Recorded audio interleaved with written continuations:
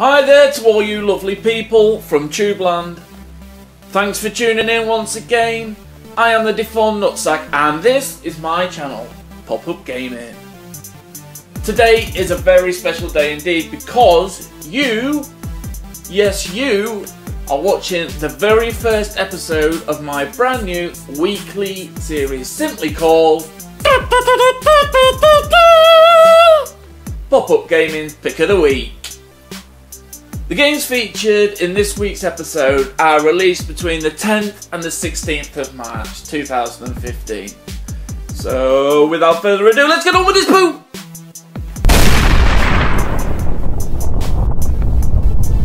Number 1. So right off the bat, Implosion greets you with an amazing pre-rendered animation that really gets you all fired up. It's at this point I'm thinking to myself, please, for God's sake, let this game be good, because if this intro is anything to go by, it should be incredible.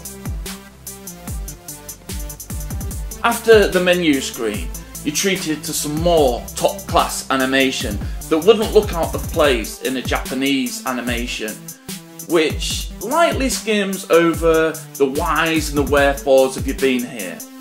So far, Implosion absolutely reeks of quality.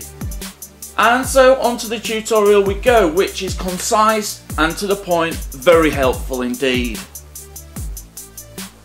Your character has various abilities to slay the Zarda, or to me and you, the enemy basically. Dash, which is an impulse movement used to evade. This has a 3-second cooldown. For light hits, use the standard attack, but when the purple ring appears around you, it can be transformed into a high force attack, which does considerably more damage.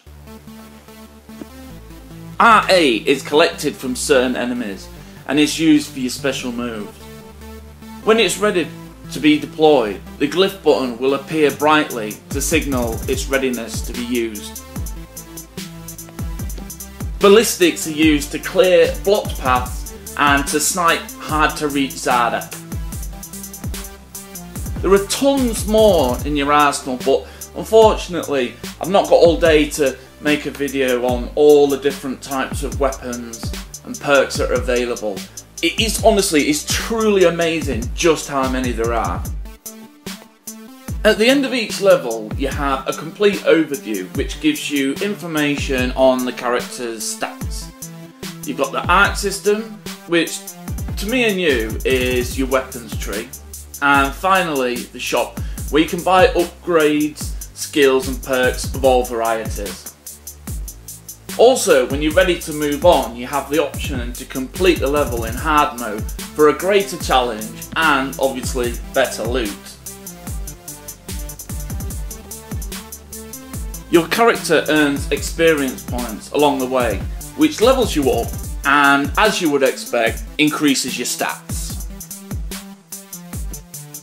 In the arc, you can sell and swap out your weapons and perks that you have found either in the arc. You can sell and swap out your weapons and perks that you've either found or bought along the way. You also collect credits which can be used to buy a whole array of kick-ass weapon technology such as Hammer Tech, Bloodhound and Mass Accelerator. Wow, they really have some cool names for weapons that, you know, I don't even know exactly what they mean, but it all helps with the sense of immersion that Implosion creates for you.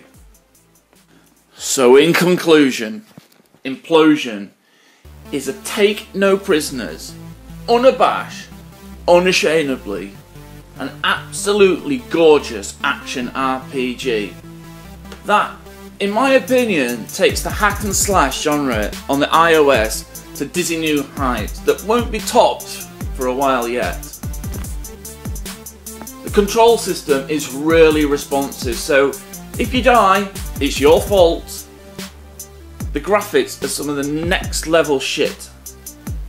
When I saw them up close on my puny little iPad mini, I thought, There's no way she can't take it, Captain. She's gonna crash. Sorry, that was my terrible Scotty impression. However, she pulled through most of the time without it being too detrimental. And then there's just the sheer amount of content in this game. It's staggering. No wonder the creators pushed the release date forward. It's obvious to me that they have the right level of OCD needed to create great games. Oh, and I just love this little touch here. When you pause the game and press exit, you get a little message saying, "Are you quitting on humanity?" I almost feel a little bit guilty. It's proper sad, I know. From the start, it is a satisfying experience in its music, gameplay, graphics, controls, storyline, depth, and the fact that Implosion is one shiny, full, complete package.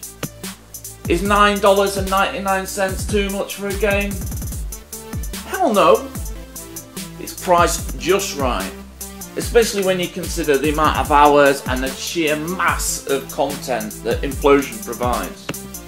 When I see games like this, the future of iOS gaming looks amazing. Give it a go.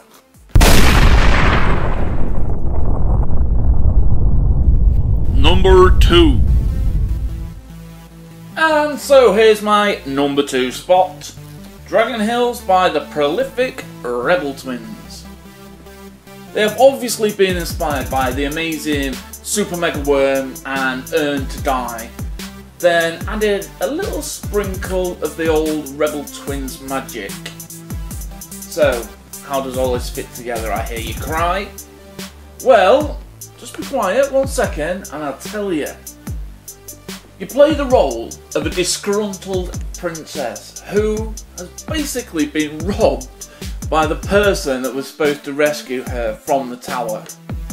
Naturally, she does whatever any sane person in her position would do, and that is unleash the spare dragon she has hiding in the castle's garage in order to chase down and, let's face it, kill the little dickhead. And so, you and your dragon barrel down the hill after the thieving little bugger. One of the problems among many is he predicted you might pull this, so he laid traps, guards and many other obstacles to stop you from catching up with him. And if that wasn't enough, unfortunately your dragon is somewhat underpowered at first anyway. All is not lost. Phew. As you're able to collect gold that you can use to buy better dragons and upgrades. Hooray! Here's what you do. Go on a run, collect gold and destroy as much shite as possible. Die, buy upgrades. If you don't have enough, wash, rinse and repeat.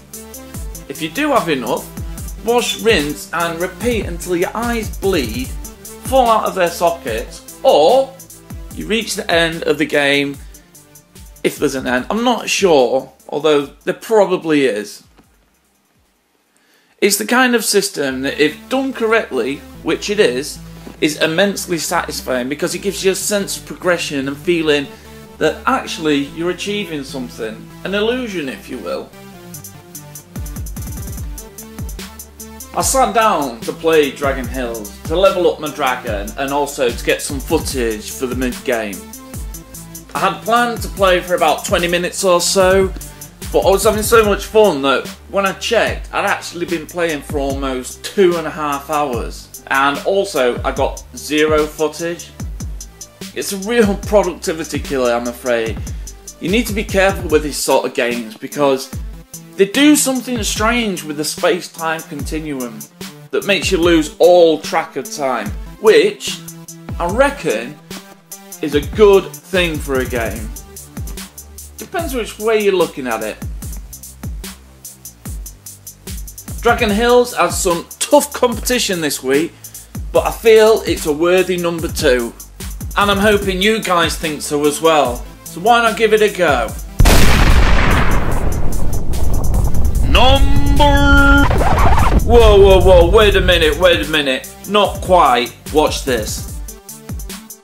So, you've heard my 2 picks of the week now, and I really hope you guys enjoyed them.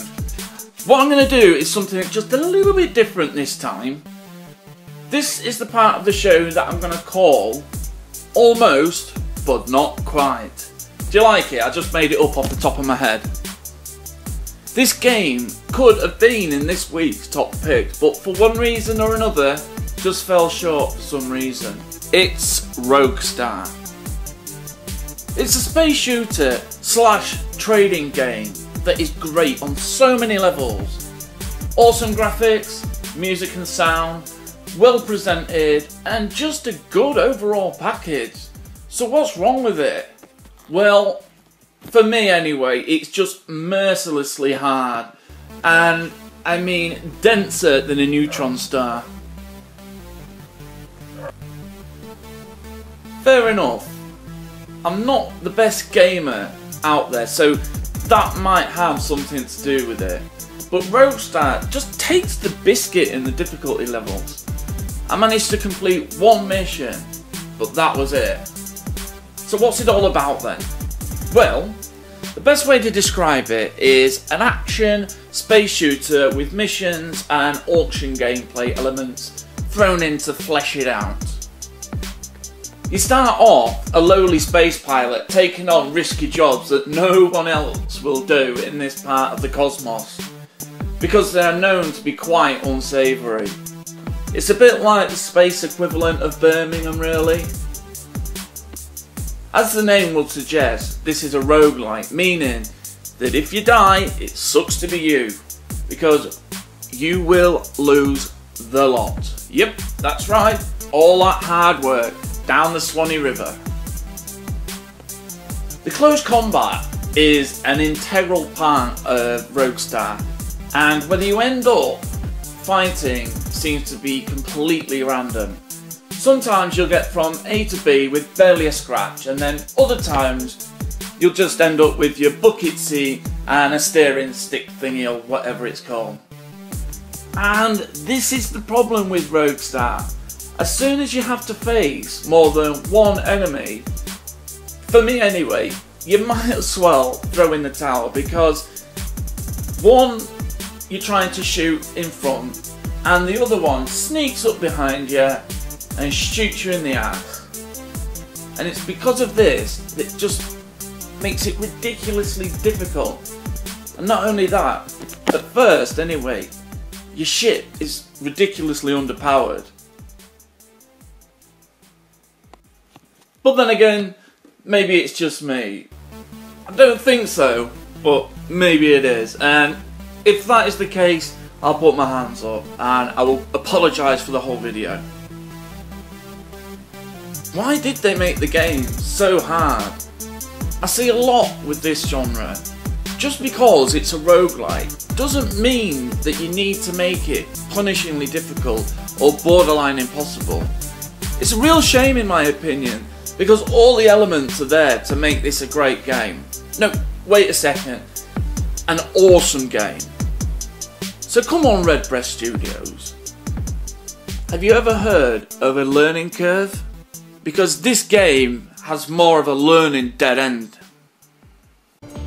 So there it is guys, episode 1 done and dusted. I hope you enjoyed it as much as I did making it for you guys. Make sure you log in same time next week for another Pop-Up Gaming top pick.